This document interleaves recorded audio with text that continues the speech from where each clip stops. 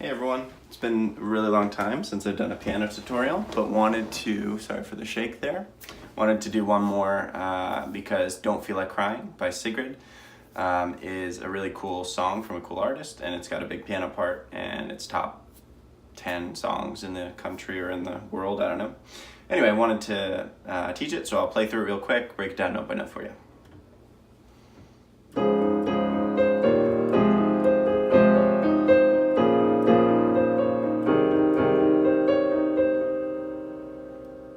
That's basically the gist of it. Timing gets a little tricky on some of this stuff, but I've written them out by note right now, which is a new thing I'm going to be trying. This is how I learn music typically. I kind of hear it, write it out, and then do it like this instead of on a staff. So let's just try it this way. I think it's pretty simple. It breaks it down nice and easily. There's 3 parts. We're going to start with this, and we'll start with the right hand pattern, which is repeating throughout the majority of it. So basically, you're going to put your second finger here on A flat, your thumb on E flat, your middle finger on C, and then have your 4th finger ready to go up on D flat.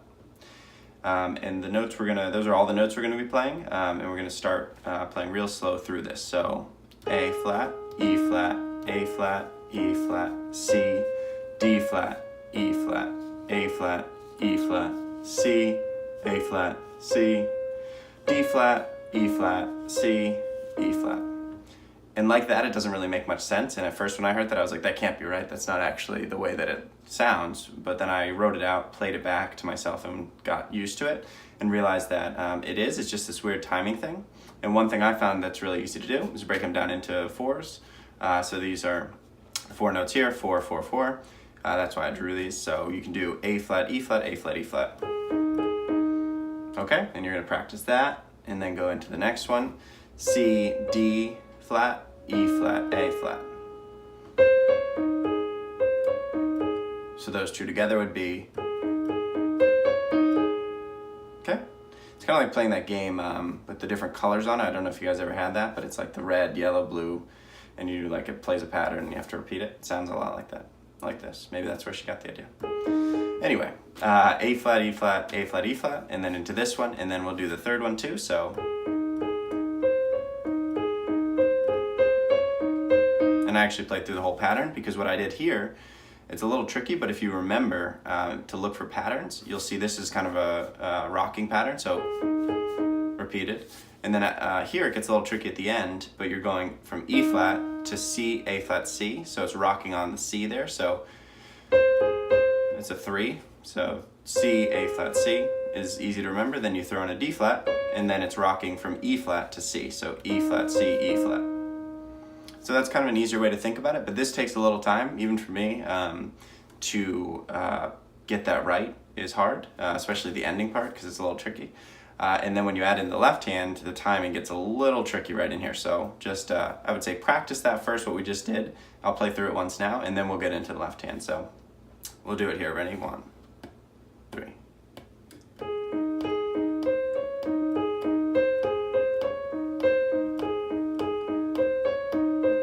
Oops. That's where the A flat gets a little tricky. You go,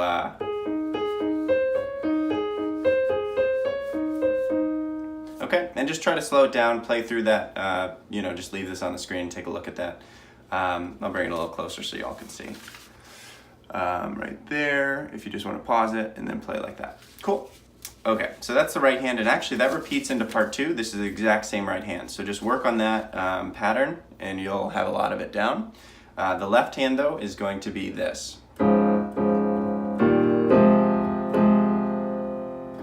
Okay, just for this first part. So what we're doing there is putting our pinky on A flat, our 2nd finger on D flat, and our thumb on F. Okay? We're playing that with the A flats, as we'll get into later, but just play it for now like this. And then we move that all up 1 to B flat, E flat, and G. So just moving up to, that's a transitional chord. And then we change our hand position to put a pinky on C, our 2nd finger on F, and our thumb on A flat for 2. And the timing again on that's going to get a little tricky, but stick with it and we'll get it down. So just try playing through this.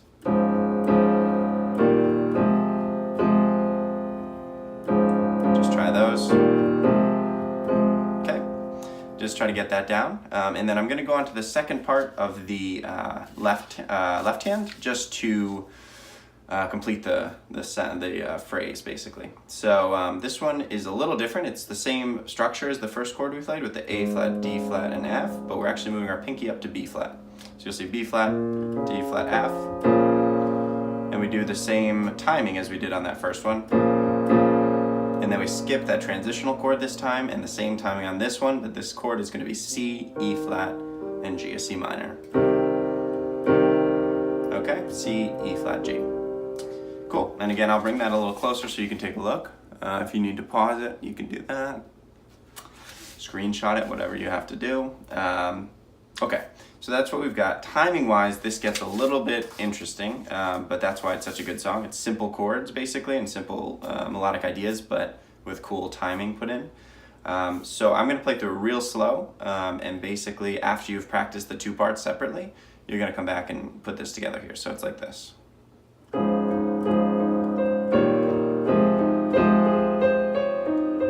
Okay, so it's actually falling on this A flat here where it feels like it should fall on the C, and sometimes I accidentally play it like that and it's too fast to even realize. But you want the timing to be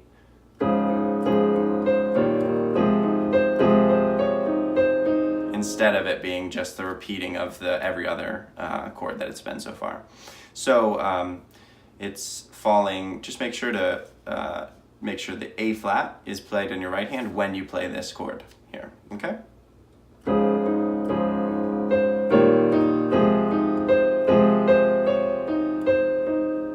That's the first part.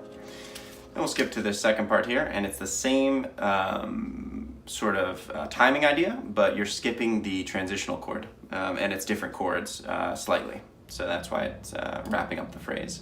So let's try it here.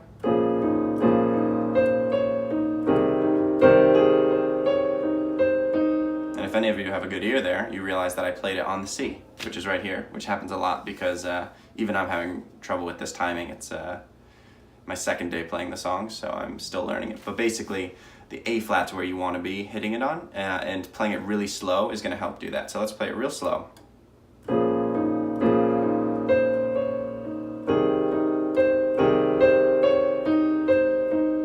Okay? And it's not the hugest deal if you play it sooner. It's just a really cool timing thing that she threw in there, and it's the way she wrote it, so you know it'd be good to play it that way. But if you can get it down and you're just covering it or something and want to play it that way, whatever you need to do. But yeah, try to practice that and watch the timing on hitting it on the A flat of that fourth group of four. Cool. That is the main part of it that everybody has heard and knows. There are a couple times where she goes to this bridge sort of thing, and I've written out the chords here. You're just going to play this low, and I've put the chords in the right hand and just a note in the left to be the bass line. So what we're going to do is in the left hand, D flat, we're going to go up to E flat, F, and then we're going to jump to B flat, play an octave of that if you can, and then to C. Okay, and that's going to fit right in with walking up with the right hand, which is D flat, F, and A flat. Okay, so triad. And then up to, we'll play it together with E flat, G, B flat, and E flat on the bottom. Then an F minor, so we're looking at F in the left hand again, and F, A flat, and C in the right. Okay, and then this chord's a little bit trickier. It's an A flat, B flat, D flat, and F over the B flat there. So we've got B flat, octave in the left hand, A flat, B flat, D flat, and F. Okay, and then you're bringing the left hand up to C, and the right hand is going to G, B flat, C, and E. Which is a weird chord to throw into this, but she kind of resolves it for a second there with this kind of out of place chord, because usually all these are flats. But then it goes right back into, but it just adds kind of a temporary pause there, which is nice.